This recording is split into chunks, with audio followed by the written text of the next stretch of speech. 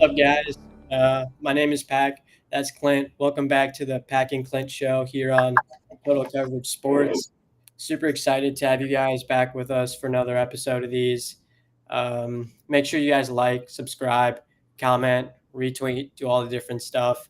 Really helps us, really helps Ghost build this brand, which has all different types of stuff you're going to see. I know we've got some Aggie fans that have their own show. We've got Oregon, pretty much coast to coast across the country.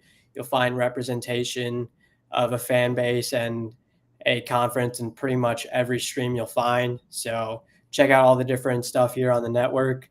Today, we're going to be going through a couple different things. We're going to obviously recap last week's action of football. Clint and I will be talking about Texas versus Sam Houston. We'll be looking at Florida versus Miami.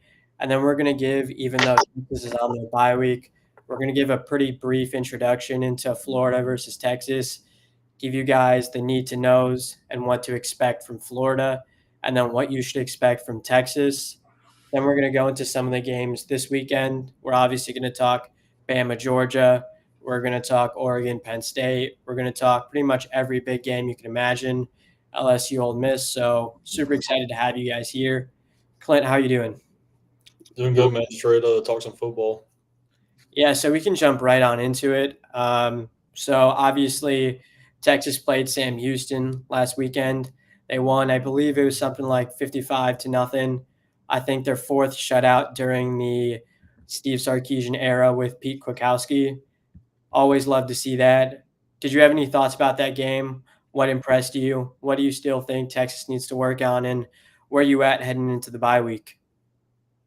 Yeah, I think from a defensive point of view, I kind of covered this last week when we briefly recapped UTEP that I expected what we saw. I expected a very good game. Obviously, love to see a shutout.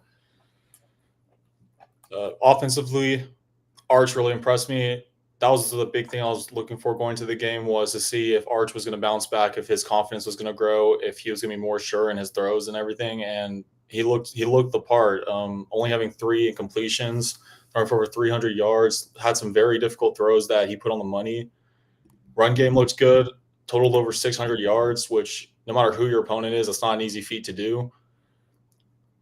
Blocking looked improved. I'd still like to see some improvement in the run block game, but yeah, that definitely gave me a lot more confidence going into the rest of the season, as I was very worried about Arch going into Gainesville, especially with that defense they have, going to Red River, going into all these hostile environments and big games, that if he's rattled against UTEP or he's not very confident against these lesser opponents they use to get ready for games, then what's he going to be like when he has to go to Georgia, to Florida later in the year? So very happy with what I saw overall, and was very impressed leaving. And frankly, that was the most pleased I was after a game that we've had this year.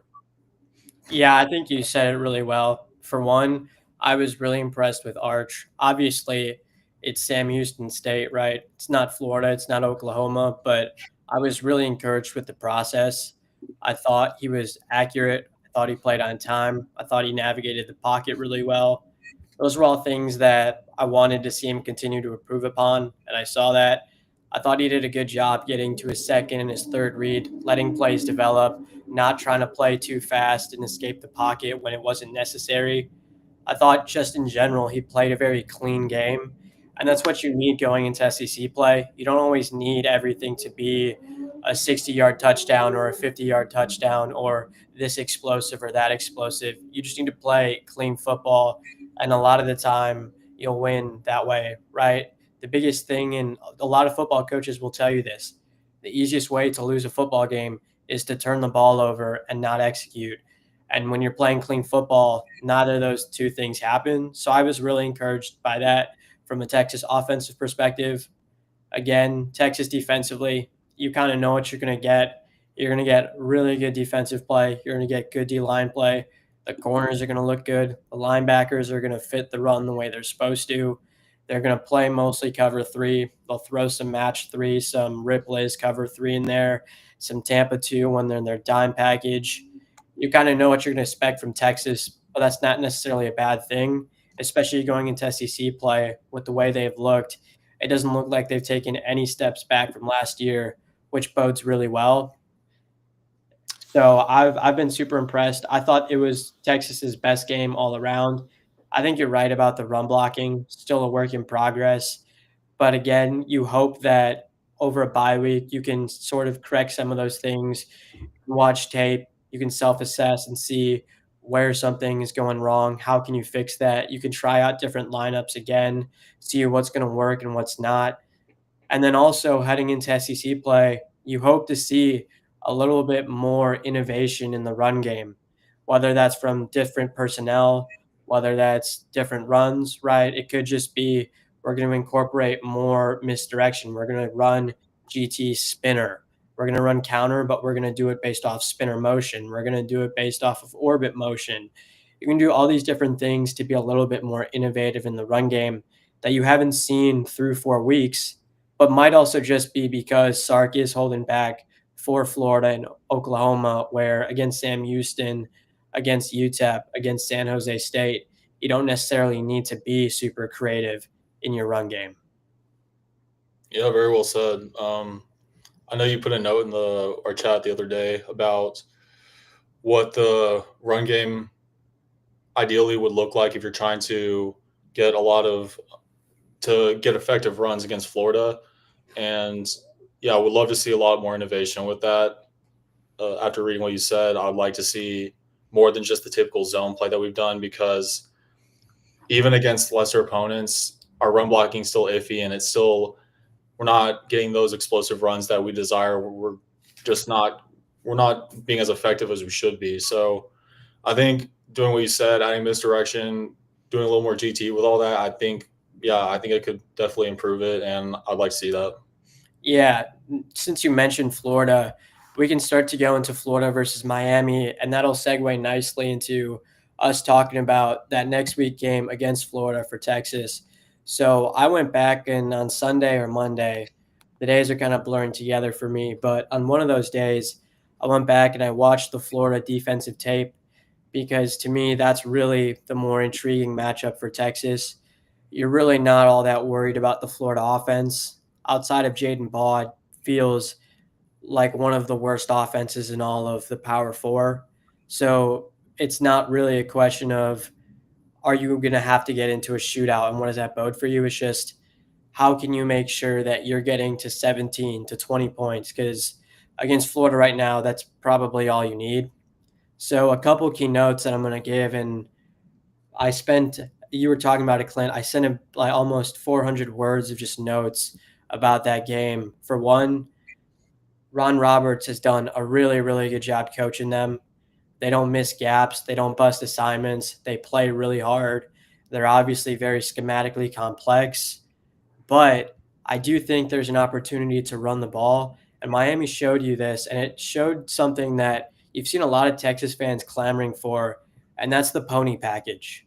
Miami ran the pony package a lot against Florida, and they had a lot of success. Now, in a second, I'm going to get up the board and I'm going to kind of show you some of the different stuff that Miami did in order to stress Florida and how it worked. But to me, if you're looking for something that Texas is going to want to implement in 2 weeks, to me, it's more pony package stuff. It's showing the running back swing screen, the running back bubble screen that Ryan Niblett runs really well. It's running counter with CJ Baxter, Trey Wisner, and having the other one be a lead blocker. There's a lot of different things and a lot of different ways you can be creative from the pony package, but it gave Florida a lot of fits and it caused their linebackers to be really, really displaced in a way that it wasn't just about our guys are better than your guys, the way it feels like a lot of zone blocking and a lot of gap scheme blocking can be. So I thought that Miami and what Stark should do is give his offensive line a little more help. be a little bit more schematically creative, because if you don't do that against Florida, I don't think you're going to be able to run the ball. And Florida's got a really good secondary who's going to play split field coverage. They're going to show bracket to one side, cut to the other. They're going to show switch to a side. They're going to show mod to the other. They're going to throw a bunch of different split field coverages at you. And the last thing you want is Arch Manning having to throw the ball 30, 35, 40 times against a defense that is super multiple and is going to show you a lot of different things. Yeah, I completely agree with that. Yeah, so just give me a second. I'm about to show you guys what I was talking about with the pony package and what Miami did so well to Florida. What I was going to say real quick, just for anyone wondering what a pony package is, it's pretty much just having two running backs simultaneously on the field. Yeah, and so this is something that Texas actually does. It's not something that, like, especially from a formational perspective, you guys can see that, right? It's very faint. But yeah, it's fine. Okay, so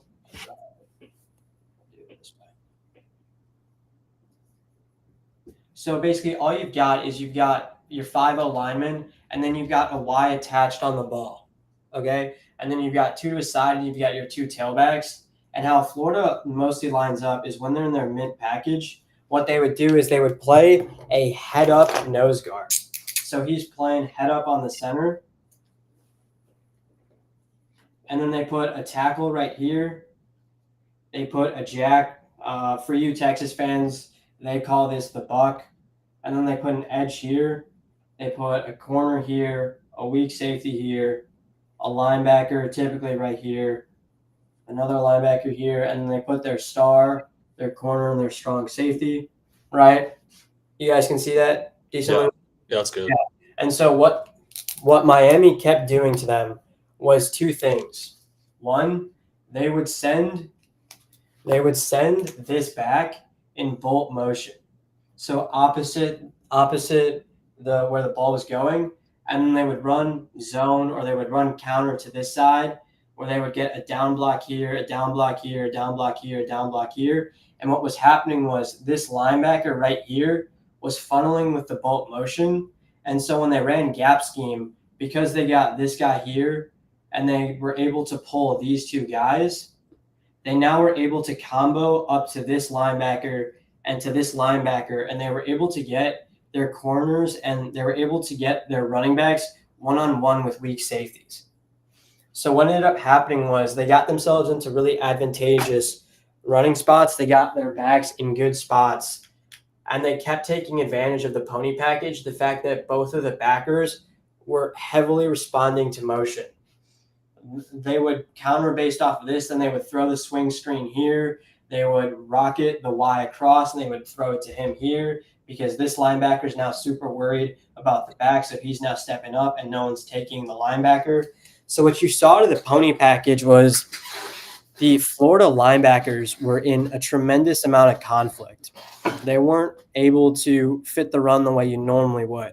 Where Florida wants to play stack track fallback, which means they want to stack off of their nearest defensive lineman, and then they want to fit either A or C gap, dependent on if the ball is going to cut back or if the ball is going to end up working front side.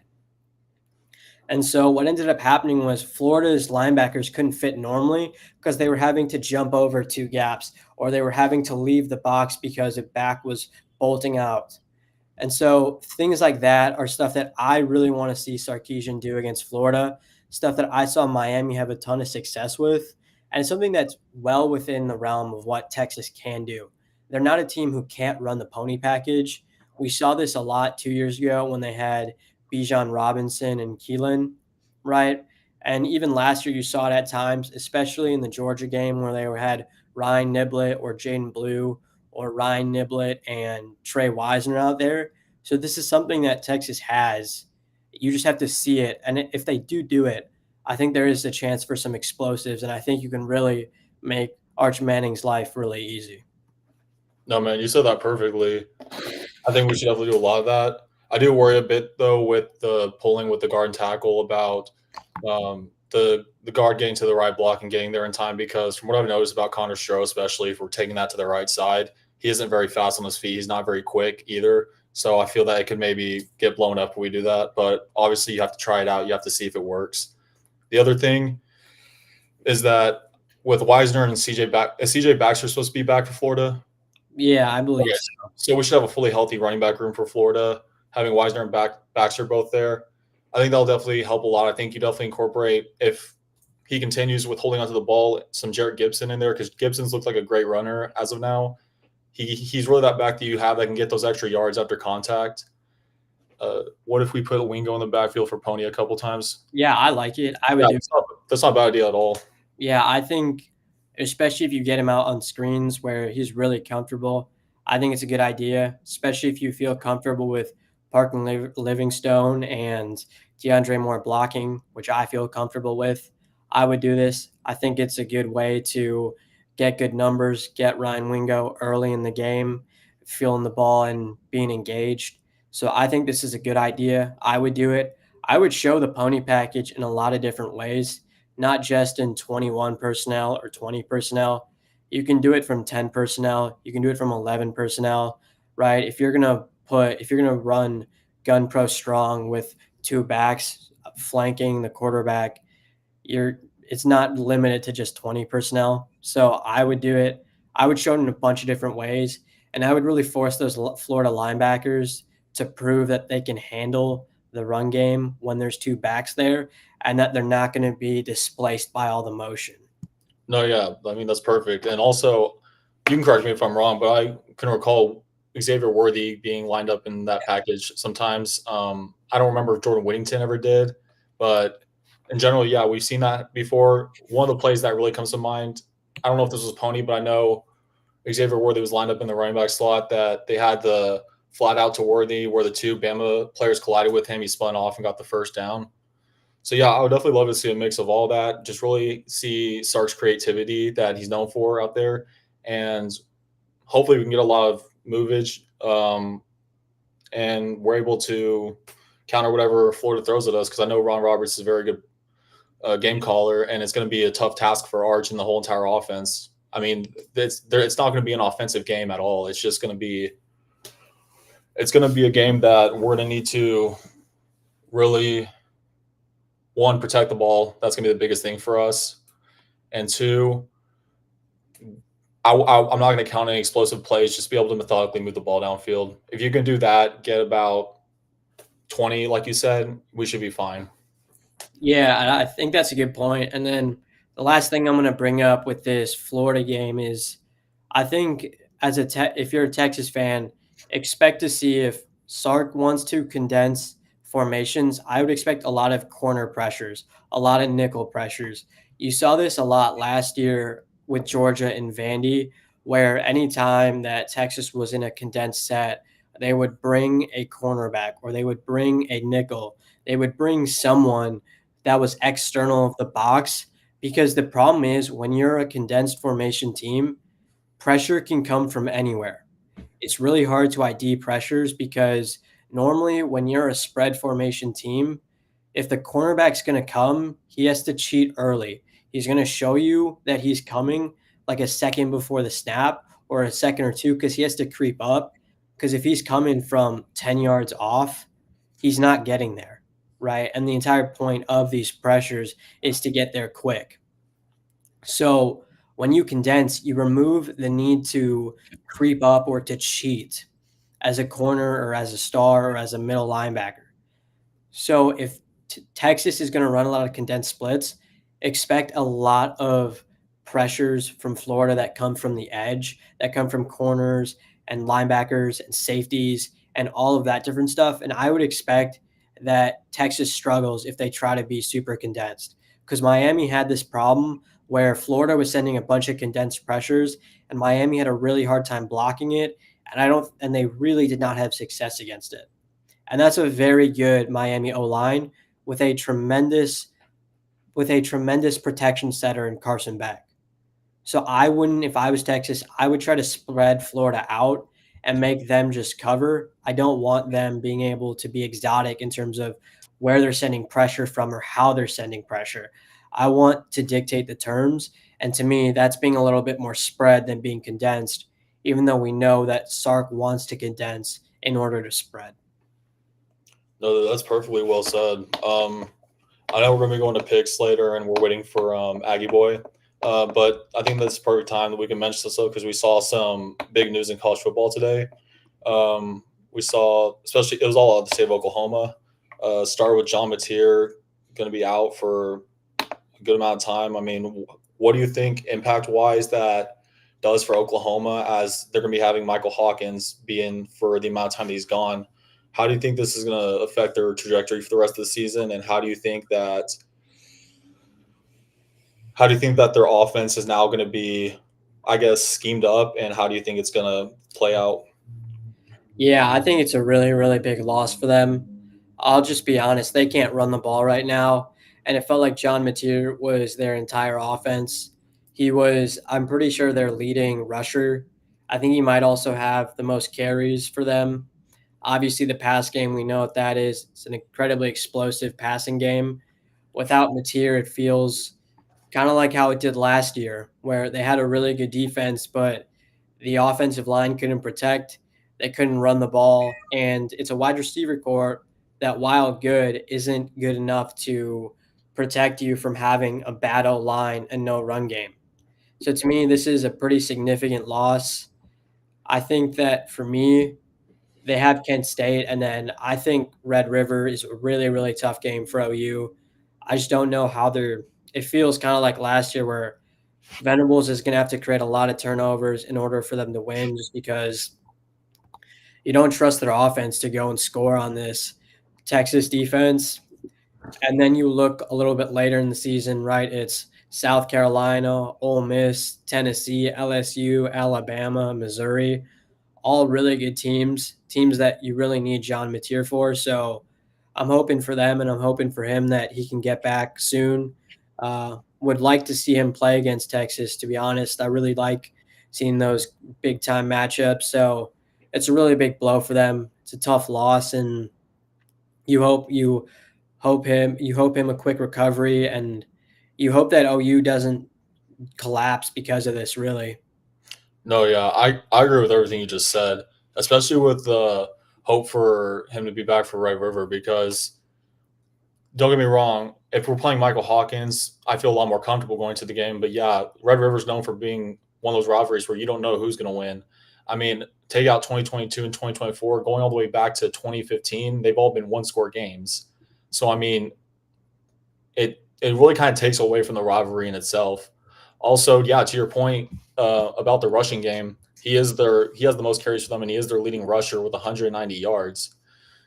Torrey Blaylock, he's looked okay at the most, but he has 179 yards so far, and that's not really cutting it through 4 games.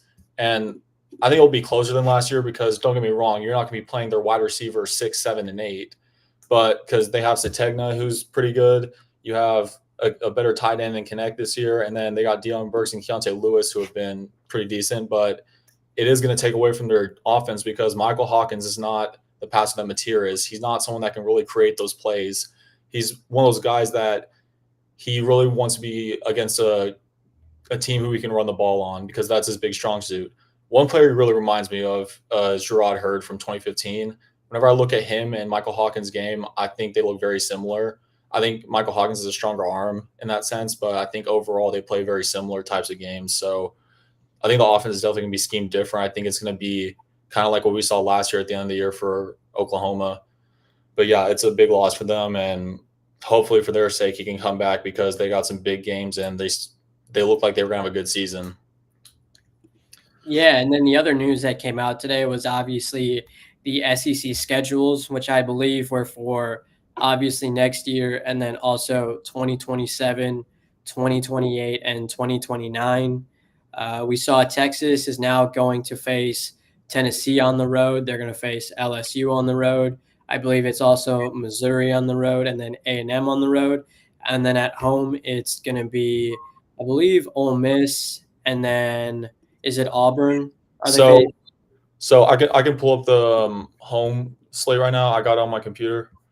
Um, our home slate for next year is we have Arkansas at home. We have Arkansas at home. We have Florida at home. We have Mississippi State, and we have Ole Miss at home. And then the Oklahoma game is going to count as our away game, our other one. But yeah, not an easy road slate at all to start first year. Obviously, with Tennessee and LSU, you don't know what their quarterback situation is going to be like next year because if Joey Aguilar is a senior, am I right? Yeah, I Okay, believe so. I'll look that up really quick. all right. Um, well, Garrett Nussmeier, we know for sure is not going to be there again, so we don't know what their quarterback situation. If they're going to go with Michael Van Buren, if Colton Nussmeier is going to come in and end up doing something. Is Colton Nussmeier 27 or 26? He's a 27 kid. Okay, then yeah, that's not gonna be him. But yeah, you don't know if Van Buren's gonna end up being the starting quarterback or who they're gonna get maybe out of the portal. But no matter who that they who them and Tennessee get, it's not gonna be an easy road schedule. You have possibly, arguably, three of the top environments in college football in the SEC. Neyland's never easy to play at. LSU is known as probably the most difficult stadium in the country to play at, especially if that game's at night. And then having to go to Kyle Field, being Texas, that's never going to be a cakewalk ever. I mean, those fans get up for that game, especially every single year. So definitely looks brutal for that year. 27 looks like a good home slate for us. But yeah, it was exciting to see who we're going to be playing in the future, all the different sites we're going to finally visit. And I'm just excited to see us play all these different teams. Yeah, that was my first initial thought was I think it's super cool that Texas goes to Death Valley, that they go to Neyland, that they get Ole Miss coming here, especially when you remember that you have Ohio State coming to TKR next year. It shapes up for a really fun schedule. Obviously, the home schedule would have been nicer if you got one of LSU or A&M, one of LSU, A&M, or Tennessee at home. But I'm not going to complain about good games, especially when it feels like generally there's not been a whole lot of difficult opponents in the SEC right now for Texas, especially this year and then obviously last year. So I can't complain. I'm really excited for some of these matchups too. I think Tennessee and LSU will be super interesting, obviously, but even a team like Ole Miss, who next year is going to probably be loading up on the transfer portal, getting a lot of guys for that defense and kind of treating that as their all-in year because we kind of saw them take it a little bit easy in the portal this year, especially on the defensive line. So teams like Ole Miss might be better. Obviously, Missouri is probably getting Bo Prabula back, so they're going to look good. A&M gets Marcel Reed back. A lot of returning quarterbacks that Texas is going to face next year, which I think makes it a super interesting schedule next year, especially because you expect Arch Manning to come back as well. Speaking of A&M, we got our buddy Aggie boy back here. How you doing? How's it going, guys? Good. Traffic, College Station traffic, man. Can't beat it. I know what you're talking about, man. So, Carl, were you able to see A&M's schedule? Any thoughts on that next year and moving forward? I actually saw it like as I was walking in the door. I can pull it up right now. First thing I see, yeah, dude. The only reason I saw it is because Cole was spamming me saying that Georgia's finally coming to Kyle Field. Yeah. So for the first time since we've been in the SEC, Georgia is playing at Kyle. Yeah. Y'all's home slate for next year. Y'all got Texas at home. Just talked about that. Y'all go to LSU and to Missouri. So going to Death Valley back-to-back years, not ideal. Arkansas, Kentucky, and Tennessee are all at home. And then the rest of y'all's games are on the road at Alabama, at South Carolina, and at Oklahoma. Thanks. We've got Carolina again. That's interesting. Dang. At LSU, at Alabama, and then we have home against Texas, Tennessee. That's not that bad. I mean,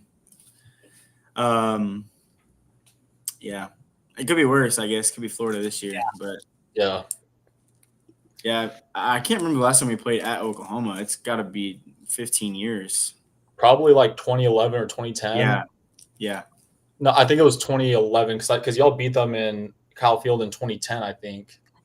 I don't remember if we played them opposite. of Texas, but that makes sense.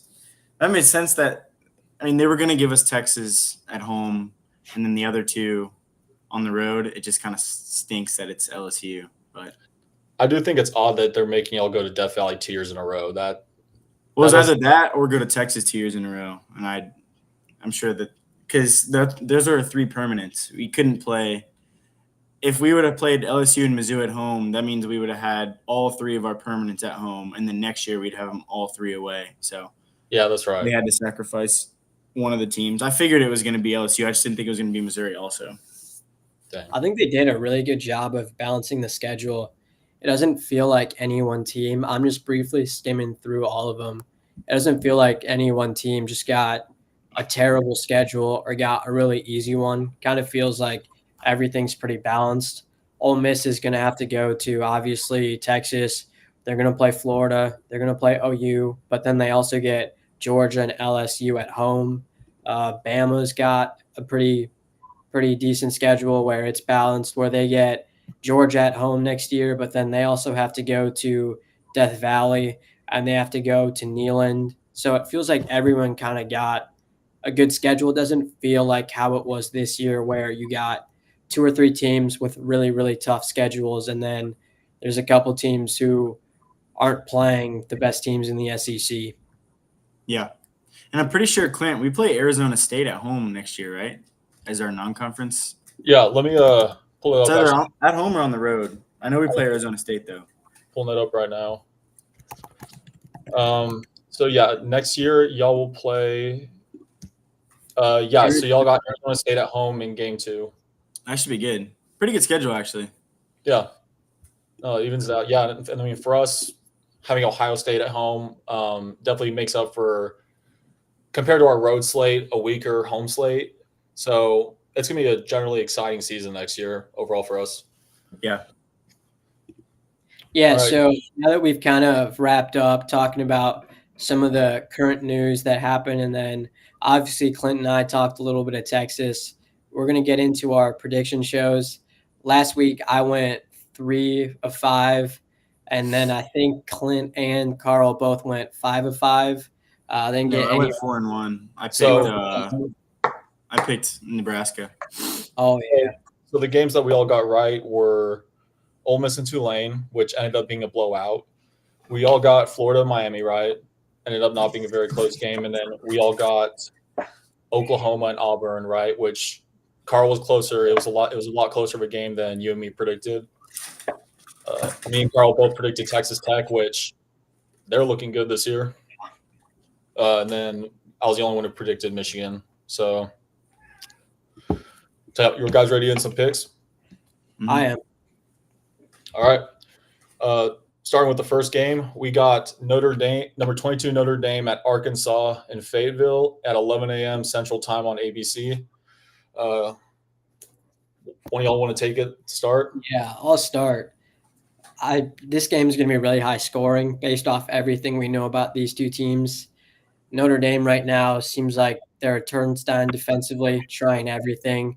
I think I heard a quote this week from Marcus Freeman about how they've tried cover 1, they've tried cover 3, they've tried cover 2, they've tried forms of quarters, and they keep on trying different things and they're trying to figure it out. And then obviously we saw Arkansas give up. They could not stop the run against Memphis. I think they gave up something like 35 to 38 points against them. So 2 defenses that really aren't great with 2 really good offenses. Notre Dame with CJ Carr and Jeremiah Love and Jadarian Price and all their wide receivers are really explosive. And then Taylor Green's done a really good job this year, obviously flying up draft boards. So it's going to be a really fun, high-scoring game. I'll take Notre Dame just because I think they're the more talented team, and I have a sneaking suspicion that Sam Pittman's getting ready to be fired. Yeah, I agree. I think the over-under for this game is at like 50.5 right now. So I think Notre Dame's going to score that just on their own. But a key thing to keep an eye on, Leonard Moore is questionable with a foot injury. And then Devontae Smith, their other corner, is already out. So Notre Dame could be rolling in with an already suspect defense trying to defend one of the most prolific passing offenses in the country. So I don't think that Arkansas is going to win, but it could be closer than people think. But I think Pack hit it on the head. Like, key factor here is Sam Pittman's about to be fired. So not too sure how ready that Arkansas team is going to be. It's also at 11 a.m. So yeah, I think at the end of the day, Notre Dame's going to take it by a couple scores. Yeah, this game is very interesting to me. Just the matchup of Notre Dame going to Fayetteville. I agree with both y'all's points that this is going to be a very high scoring game. Both defenses have not looked very good this year in any games that they've played at all. I would say before Memphis, I was going to take Arkansas, but since then, this has probably been the most unsure game I've been because Arkansas has shown that they can move the ball in any way that they really want. But also, their defense has shown it's been pretty horrendous. For the two serious games that they played against Ole Miss, I think they gave up 50-plus points, if I'm right. I could be wrong. And then Memphis blowing the lead that they had, 28-10 lead. So I want to take Arkansas, but at the end of the day, it's going to determine on how much fight those guys have left, how much they're trying to fight for Pittman's job. Because as a player, you also got to be aware that your head coach is on the hot seat and on the brink of being fired like that. So I want to take them, but I think I'm going to play it safe and go Notre Dame here just because I think that they're the better team. Like you said, more talented. I think they're the better coach team. And I think that overall they'll play a lot better than Arkansas because A&M's a really good team and A&M only won by 1 at Notre Dame. So I think it's going to be a double-digit win for Notre Dame. Do you have the games, or do you want me to just you announce? Okay.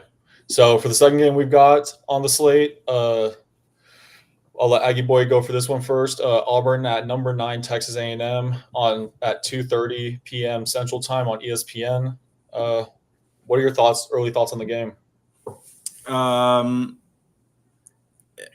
It's going to be a good game. I'll be there. It'll be fun. There's a lot of SEC plays back, and you could tell on your Twitter feed. There's a lot of John going around between just about everybody, but we're back. I think the key in this game is going to be, can we get Le'Veon Moss rolling? Auburn has been pretty good stopping the run this year so far. Now, I'm not crazy high on Oklahoma's run offense, but you can't take away from the fact that they completely shut down Baylor. They completely shut down Oklahoma. But I think this is the first true test that Auburn front seven is going to get running the football. If Le'Veon Moss can get rolling, I think that he can. I think we should take this game. I like our receivers against their corners, especially because their number one corner is dealing with an injury right now. He's questionable for the game. So I think this is going to be one of those games where it's within a score for 3 quarters. But at the end of the day, I think I see us taking this one 41-27. Yeah, man. Yeah. I'm not I think it really does come down to, can A&M run the ball? To me, if Auburn can stop A&M's run game and force everything to be a bit more of a slow-paced game where you're forcing Marcel Reed to really stay in the pocket and process everything and go through all the different stuff that DJ Durkin can throw at him, I think it becomes a little more of a test. But I think A&M is going to be able to run the ball at least enough to keep Marcel Reed from having to do everything himself. And then on the other side, I think A&M is going to be able to, really contain the RPO game that Hugh Freeze and that Auburn offense has built their entire system around. And then I think more importantly, I think that the A&M corners are going to do a better job than the Oklahoma corners did against Cam Coleman, especially because when you go and you rewatch that tape, you'll see the OU corners being really aggressive and getting beat by double moves 4 or 5 times. I don't think that's something that's going to happen with A&M, just because the style of defense that they play, the way they teach their corners, the footwork, all of the eye progression stuff, to me suggests that that's not going to be as much of a worry for A&M, and for that reason, I feel it's going to be a pretty low scoring game just because I think Auburn's going to do a pretty decent job against Le'Veon Moss, and I think you're going to see a little bit of struggles from Marcel Reed, but I'll take A&M to win just because I trust their defense right now a little more than I trust a Hugh Freeze offense. No, that last sentence you just said pretty much sums it up for me. I think that although that Auburn's defense played relatively well against Oklahoma, held them to 24 points, and they were able to bend but not break for a lot of those drives. I think that what it's going to come down to, from what I said for the Oklahoma game, at least offensively for Auburn, is Jackson Arnold going to be able to run the ball like he wants to? Because it's pretty obvious that that's what he really wants to do. He wants to tote the rock, and he wants to get those 10, 12-yard rushes that he's trying to get. And we also saw that his deep ball was not there either. He had a couple that I think he had one that got completed, but other than that, I don't really remember any. And he was overthrowing, underthrowing. So I'm not too worried about them getting too many explosive plays off. I think that A&M's defense looked better. I think that whenever you look back to Notre Dame, you look at the direct snap runs that they did, because Auburn has shown that they do a lot of direct QB draws and powers that y'all were able to stop it. Y'all were able to stop it a good amount of the times, especially like at midfield in those situations. So I think that it's going to eliminate that game for Jackson Arnold. I think that it's going to be low scoring for them at least. I wouldn't be shocked if A&M is able to rattle off 30-plus points, because I think that y'all's offense is just that explosive. I think the two receivers y'all have might be arguably the best receiver duo in the country right now. And then the running game too. The running game, y'all will be fine, especially with Le'Veon Moss, because last year whenever we were looking at the end, only having Amari Daniels, you can't really cut it with just him. So I think that y'all will be really good. I think A&M's going to take it. I'm going to say like 34-17. But I could see it being closer maybe the first half. But after that, it'll get out of hand. Yeah, I think a big talking point that you may or may not have seen is, well, A&M's the second lowest rushing yards in the conference right now. They can't run the ball. Or they're in the bottom half of the country in rushing offense. They can't run the ball. When you look at the attempts, number one, we've played 3 games. Number 2, we have the second fewest rushing attempts in the conference. Le'Veon Moss and Amari Daniels are both averaging north of 5 yards a carry. They just haven't needed to run the ball yet. I think we established during that UTSA game that was kind of a show me how much you've improved game from Marcel Reed. And then the other 2, I mean, against Notre Dame, that was Le'Veon's first game with a full workload back. And he had 20 carries, I think, for 88 yards or something like that. So he was fine. And then I don't think our front 7 is as good as Oklahoma's. So I think we're not going to get 10 sacks. I'll tell you that right now. But I do think our DBs are going to perform at a much higher level than Oklahoma's DBs did. So I think we'll I just want to say hi to Tej. We appreciate you joining the stream and checking us out. Hope you like the content. But yeah, we're going to move on to our next game. Clint, if you want to introduce it or let us know what that game's going to be. I was just going to add one more point to the A&M game about the second lowest rushing attempts. I feel like since Colin Klein has the receivers they wants now that have the speed, they have the route running capabilities to really make that offense explosive. I don't think you really need to tote the rock as much as y'all did last year. Because I think last year, from what I understood, y'all's receiver – or what I even saw, y'all's receivers weren't nearly as explosive. They weren't as great route runners. They were – I don't even know how to describe them play style wise, but y'all have y'all's ideal personnel on all. Very north and south. They're very north and south. Yeah, it's looked a lot more exciting this year offensively, and we're going to watch. Yeah. If can't running the ball means 85 yards and 3 touchdowns, I mean, I'll take not being able to run the ball. No kidding, yeah. All right, so now we're going to get into 3 straight top 25 matchups. First one we're starting with is number 4 LSU and number 13 Ole Miss in Oxford at 2:30 p.m. Central Time on ABC. I can start off with this one if y'all want. Yeah, sure. Okay, so I think this is a very exciting matchup to look at, just overall on both sides, because with the defenses and offenses, you have an old LSU. Sorry, you have an LSU offense who has been pretty stagnant as of recently. They haven't really been what they were hoping to be this season. The passing game has been very limited. There's been a lot of talk about Nussmeier being injured and having an injury. I think it's pectoral, abdominal, one of the two. It's something like in this area. But I think it's the same. yeah, so I mean, as a Texas fan, saw that with Quinn last year. It's going to limit your throwing to a certain capabilities. The rush game has not been able to get off it in any sense for LSU at all, and so that's limited them to what they're able to do in the game. Thankfully, their defense has been outstanding this year. Their secondary has been really good. Their linebacking core has been great too. They just had an overall great defense so far this year. And then Ole Miss, you go to that side. Trinidad Chambliss, who's come in for the past 2 games, has looked pretty much as good as you could ask for him to look. He's made some impressive throws. He's made some hard throws. He's made incredible plays, and that offense has been moving pretty damn smooth the entire season. So I don't know if that's going to slow down at all. I don't expect it to. I think you keep him. I think that since he's been in and you've seen what he's done, I don't know if Austin Simmons comes back for the rest of the year and gets any real starting time.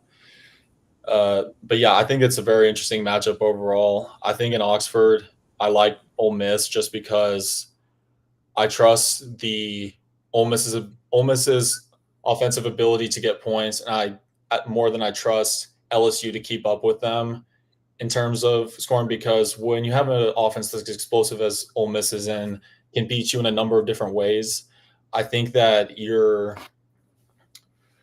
going to score a lot of points no matter what. But there's one point with the Ole Miss defense, and you can correct me if I'm wrong because I don't remember which part it was, but I think it's the Ole Miss run defense that's not very good. Yeah, so the Ole Miss run defense has not been great this year, and LSU's running game has not been great. And I kind of joked about it, calling it a stoppable force versus a movable object. So it's going to be interesting to see who takes that battle and who ends up winning it there. But I think Ole Miss will win, just being in Oxford, and I'm just excited for a really good game to watch. Yeah, I think what you said about the run game being, to me, that is going to decide who wins. If LSU can't run the ball against a pretty bad Ole Miss rush defense, and I think for Ole Miss, it stems from the fact that their linebackers just have really bad eyes right now. It feels like, because they're traditionally a stack fit run team, which means they're stacking off of a defensive lineman and then they're falling back into a gap. Right now, their footwork is all over the place where they're getting too wide on something and they're not able to fall back to the right gap, or they're missing their key and they're not getting to the right spot. It just feels like it feels like a very young linebacking room, and that feels like the main reason why they've struggled so much in the run game.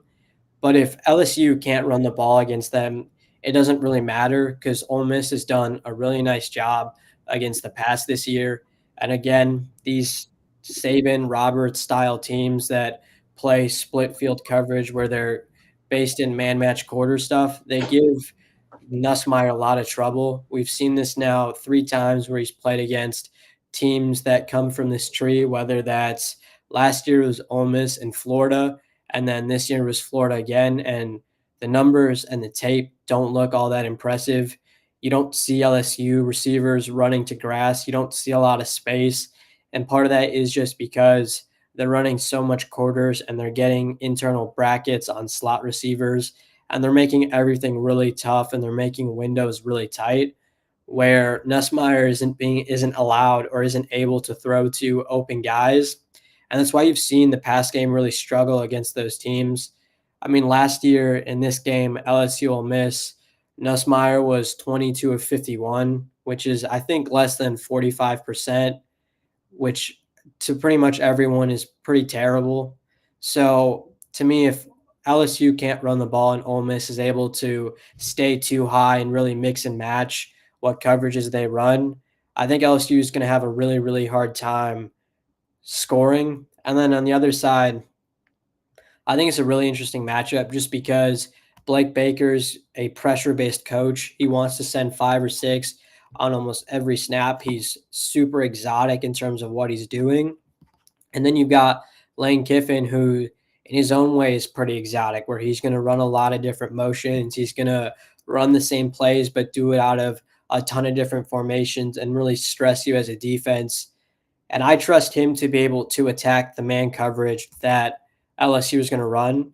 So just because I think Ole Miss is going to be able to scheme their way to some points, and I'm not sure LSU is going to be able to do that without running the ball, I'll take Ole Miss. I think it'll be a close game. I think it ends up being something like 27-24, a pretty similar score to last year. I'll just flip the winners and I'll take Ole Miss.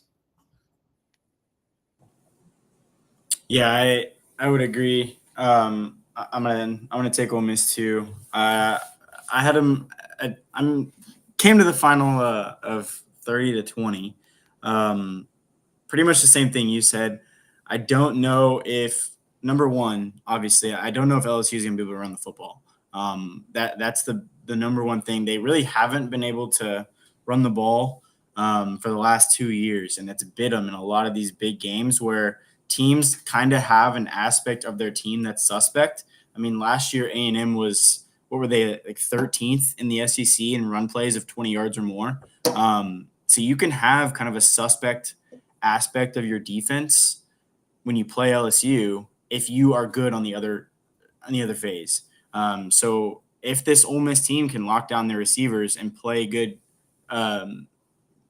coverage like you said they were going to be able to do and kind of limit Nuss's windows, I think that it's going to be a similar less than 50% passing performance. And then on the flip side of it, everybody's talking about LSU's defense, rightfully so. But I saw something today that they haven't played a team ranked in the top 85 offensive efficiency this year yet.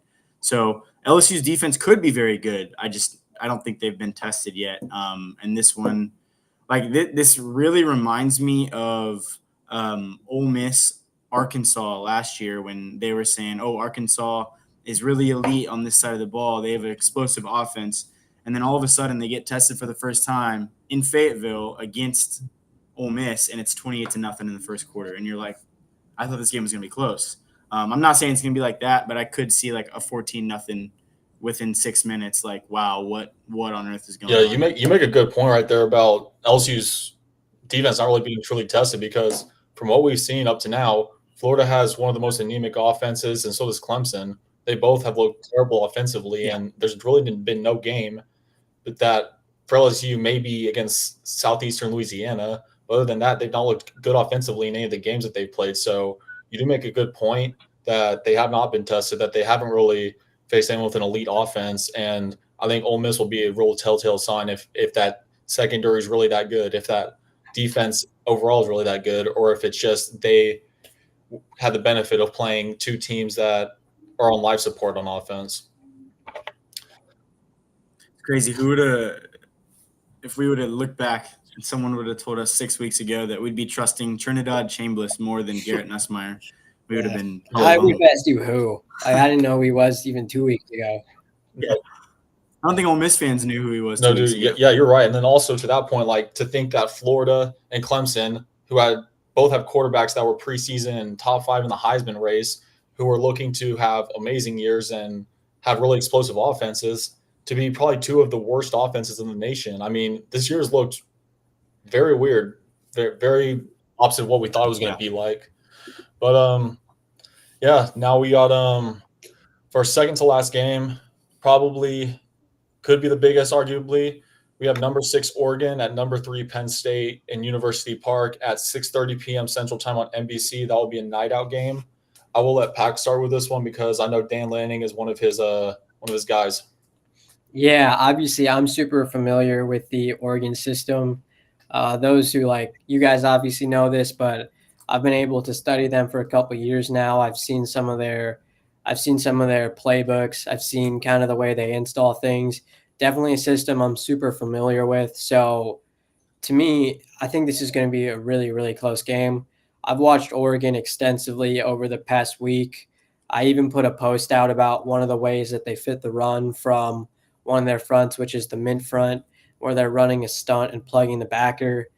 But when I watch them, I repeatedly see them really struggle with outside zone. I see their front side backer either get behind the ball or overfit where he's jumping a gap ahead and now there's a wide open cutback lane. And then on split zone, where that backside backer, when the tight end swipes back, he's playing with the backer or he's playing with the tight end and he's swiping. And now he's out of the play where when the ball comes back, he's not in a good position to fit the run. To me, those are things that I expect Penn State to have seen. I expect Penn State to attack the Oregon linebackers. And quite frankly, I think Penn State's going to be able to run the ball. But on the other side, I think Oregon's going to be able to run the ball. I think they're going to be able to lean on Penn State a little bit because Penn State's not got the biggest D line you've seen. If I remember right, their biggest D lineman is something like 305 pounds, and you're facing an SEC O line in Oregon. It's a big O line, I think. And then Dante Moore's played like arguably the best quarterback in all of college football. So for me, I think this is going to be a high scoring game. I think it's going to be something like 34-30, something like last year's Big Ten championship. And in games like this, even though I think that it being in the whiteout and it being a game that James Franklin has to win, I kind of trust Oregon's quarterback more. I think Dante Moore has played way better football than Drew Aller, and I think they've just got more talent. So I'll take Oregon in a really, really close game, 34-30.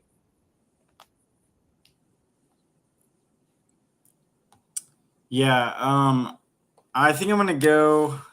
I don't know. I've went back and forth on this game for the past couple of days. I think I'm gonna take Penn State's run game over Oregon's ability to throw the football. Yes, Dante Moore has played fantastically over the first few games of the season. This is his first real big time, like big boy college football moment. And I don't like betting on quarterbacks that's their time, like this is Drew Aller's third or fourth year. Is he a true senior or is he a true junior? I think he might be a redshirt junior, but he's in his fourth year. So this is his fourth year. Okay, so this is his third year running the offense. I mean, it's in Happy Valley. It's the whiteout. James Franklin can't win the big game. I think Penn State's running game gets it done. I think they get to Dante just enough. I think I'm going to take Penn State 28-24. Yeah, so this was the other big game that I had really trouble deciding who I thought would win because both teams have looked outstanding this year. I feel like both of them have not been tested at all in any sense of the word because for Penn State, you play two of probably the worst FBS teams in Nevada and FIU, and then you play Villanova. It's a typical Penn State non-conference slate.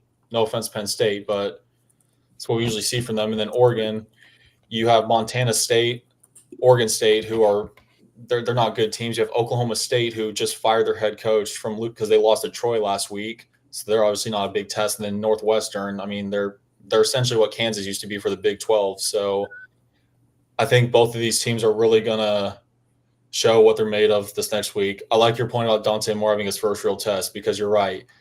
Even though that these teams were not great, the big thing was they're not great on defense. I mean, Oklahoma State, I watched them this past Friday versus Tulsa. The score was 19-12. That score does not tell a story. The time of possession difference was absolutely insane between Tulsa and Oklahoma State. I think it may have been like a 15-minute differential. And they have a style where it's almost like a bend don't break, but it ends up leading to 6, 7, 8-minute drives, and it's just you can't do that as a defense and expect to have elite play the entire game. I think the wideout will be a big factor, and then with your mention about the run game, them being able to stop it, I think having Katron Allen and Singleton, if you're going to have two backs that you want to trust to run the ball against a team that can really stop it, I think those are the two backs that you want. There are them and Jadarian Price and Jeremiah Love are arguably two of the best running back duos in the nation. Both teams statistically on both ends of the ball look very even. They both look. This is going to be a great matchup. I don't expect anything different than a one-score game. I don't know if I see it high scoring, but I'm going to go like 29-27 or somewhere around there. And I got Penn State just because I think the home factor will play a lot. I think Drew Aller's experience. And I just think overall that it's going to show the youngness of Dalton Moore is going to show, and he's going to make some mistakes. But that's not going to take away from him because he's a great quarterback and they're a great team. Yeah, I think the two things that ended up making me pick Penn State after all was they're averaging about just under 200 yards rushing per game, given the opponents, I know. But Oregon's run defense is allowing about 130 rushing yards a game, also playing not very good teams. And then also Oregon hasn't allowed very many points to be scored, period. But 100% of the time that a team gets into the red zone against Oregon so far this year, they've scored. So I think that's going to be, especially on the road, you're already kind of suspect on your red zone defense, and you have let up 350 yards total in your first three games. I think Penn State's going to find. Do you know what the analytics say about like the red zone defense on what percentage of those are touchdowns to field goals? I think it's 3 touchdowns and a field goal.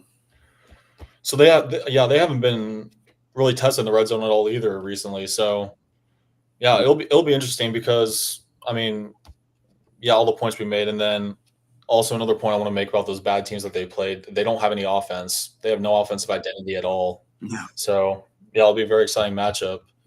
And Oklahoma State could go down as like the worst Power 4 team of all time. The problem with them Genuinely. was their offense was built all around Haas Haney, and with him being injured in the first game against, I think it was UT Martin or one of those teams.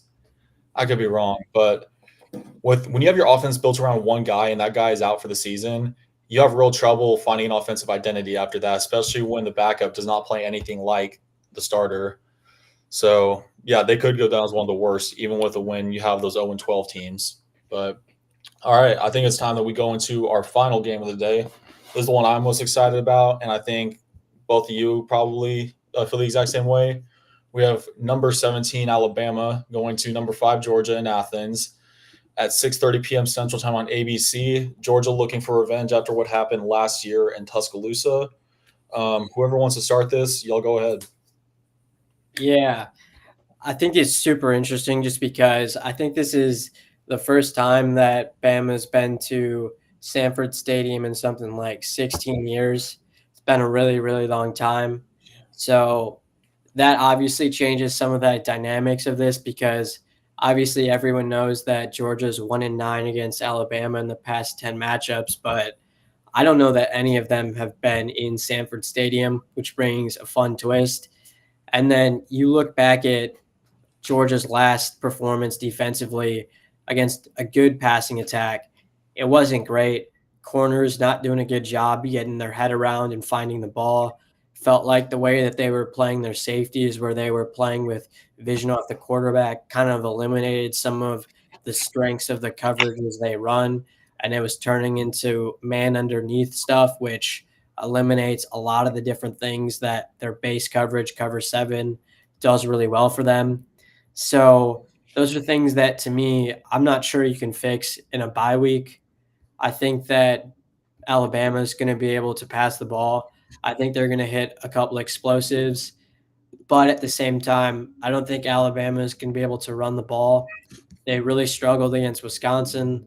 They struggled in their previous 2 games. I think they're one of the worst rushing attacks in the SEC. And this is a really good Georgia defensive line. They did a really good job stopping Tennessee's rush game outside of one Star Thomas, like 40-yard rush off counter. It felt like they did a really good job handling the Tennessee running game. So I don't think Alabama is going to be able to run the ball. I do think they're going to be able to put some points up. But then on the other side, I think that Kane Womack versus Mike Bobo is one of the more interesting matchups you'll see, just because last year for an entire half, Womack had Bobo in a box. And then you look at the second half, and Mike Bobo puts up, I think it was something like 38 points or 35 points, and the game looked completely different. I think this year Alabama's done a much better job of being multiple, where they're disguising a lot more, they're running a lot more coverages. But at the same time, I think that one, they they don't have a true nose in this game. Obviously, they're getting Tim Keenan back, but he's coming back from tightrope surgery. And guys who come back from that typically aren't themselves until 2 or 3 weeks later. To me, I think that's going to be a huge factor in this game. And then I think there's just too many times where Alabama's in man coverage on third downs where I think Georgia's just going to be able to win in those moments. I think this is a really high scoring game. Not really high scoring, but I think it's a high scoring game. I'll take Georgia because it is at home and because I think coming off a really poor defensive performance, I think Kirby Smart, Glenn Schumann are going to have a really strong game plan in terms of how to stop the run. And I think they're going to do a good enough job stopping Alabama from having down to down success in the pass game, where they might hit explosives, but it's not going to be over and over and over again. So I'll take Georgia 31-28. Yeah, I'm agreeing with you with who I pick. I'm taking Georgia there. I think the big stat that you pointed out, I think to start your reasoning was Alabama's rushing attack. So I have it pulled up right here. Alabama is ranked 103rd in the FBS in rushing yards per game, averaging only 123.7 rush yards a game, whereas Georgia's rush defense is ranked 17th in the nation with only allowing 82.7 yards a game. So I think there's going to be a really interesting matchup on that point. The other big point is Ty Simpson has looked really good in the passing game over the past couple weeks, ever since Florida State. Granted, they haven't played that caliber of opponent since then, but Georgia also has not looked great in the passing defense either recently. I granted a lot of that was due to Joey Aguilar and that performance that Tennessee had. I think it's going to be a close matchup. I don't see a blowout at all. I never was going to expect that, but it's just a really interesting matchup to me because I can pick either one and I can justify it to myself. But overall, I think it being at home, I think that crowd is going to be electric, especially being at night. I think especially with Georgia wanting to have revenge from last year, Kirby's probably circled that game since then. He's wanted to get his revenge on Kalen DeBoer. I think that, and this is Ty Simpson. I'm pretty sure this is Ty Simpson's first road start since he's had a road start at Florida State. My bad. But despite all that, I think that Georgia will win. I think that they're going to be the better coach team that day. I think that their defense will do enough, and I think that Gunnar Stockton will do enough. I trust Gunnar Stockton a lot more since that Tennessee game and seeing him do what he did late in the game and make those big plays. So I'm going to go Georgia, some score of about 27-23, 31-27, around that range. I think it'll be a 4-point win, but I'm very excited to see that game. Should be a good one. I feel like Pat McAfee, man. Give me Alabama. I'm taking Bama. For a couple of reasons. Number one, Alabama has not been able to run the ball this year. Absolutely. You're absolutely right. Wisconsin is the number one team in the country in rushing yards allowed per game. Florida State is number 6. So, yes, they've not been able to run the ball, but Wisconsin and Florida State, Wisconsin's great. Florida State is a good team. Wisconsin is Wisconsin. They can stop the run, though. That's a Luke Fickell defense, always been able to stop the run. He gave him fits at Cincinnati in 2020 in the playoff. But I think Alabama's going to be able to run the ball on Georgia better than they have been. Jam Miller is also back. This is his first game. He's making his debut.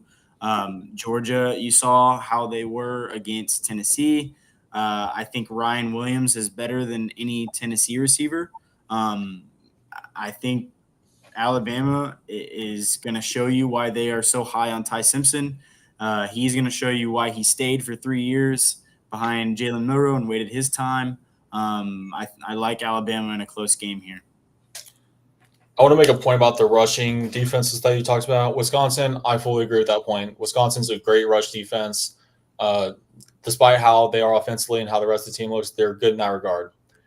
With Florida State, yes, they stopped Alabama, but also I want to make a point that the other two games that have contributed to that statistic is East Texas A&M, who just became an FCS team, 2 years ago, and then a team that went 0-12 last year and was the worst team in the FBS. So I'm not taking away from anything Florida State done. They're a great team and they're great overall on defense and offense, but I don't know if I necessarily consider Florida State an established great rush defense with those two opponents, but they still are great in all those regards. Yeah. Notre Dame's going to be elite too next year when Luke Fickell gets fired and becomes the Notre Dame defensive coordinator. Yeah. We already had a head coach get fired today, Mike Gundy. Yeah, well, Freeman was his DC at Cincy. So Really? Gundy's going to end up at Arkansas. That's my bold prediction. You think like head coach? Jimbo's going to Oklahoma State too. Just the reject staff over at Arkansas. They're going to hire Gruden too. Just build an absolute dynasty with those three. Gosh, that team's going to go a whole 3-9. That's going to be incredible. Yeah, but they'll be the funnest 3-9 you've ever seen. It'll make for a nice HBO show for like a week, and then after that, it's just going to be a bunch of jokes. Gosh, I want to get a quick prediction. I know this is like pretty early in it, and obviously you just got fired today. You don't know what coaches are going to be where at the end of the season, but who do y'all see end up being Oklahoma State's coach next year? Like, if you could just guess right now. It has to be that Zach Robertson guy, right? Like, I don't know who wants that job because their NIL isn't great. They don't have a great recruiting 5-hour radius. They're surrounded by OU, Texas, SMU, Texas Tech. They haven't been good in a little bit. Doesn't feel like they have booster support. It's kind of one of those jobs where you're going to have to kind of find a gem. And it sounds like a lot of their fan base wants Zach Robertson. So I'll guess it's him. Yeah, I mean, I could see Zach Robinson, quarterback for them in the late 2000s. Has a lot of ties there. I think he's on the Falcon staff right now, if I'm correct. Yes. The NIL thing, that was all because of Gundy being there. I'm not really going to go too much in detail on here what the reasons were behind that, but Old Row CEO, he's a big alum from there, and him and Mike Gundy kind of got butted heads and caused one of their donors to be gone. Obviously, you need more than just that, but yeah, I think that could be a good one. I wouldn't be surprised if they end up somehow getting Jeff Traylor or G.G. Kenny, someone close to the area who obviously their goal would be to eventually get to the Power 4 level. So, yeah.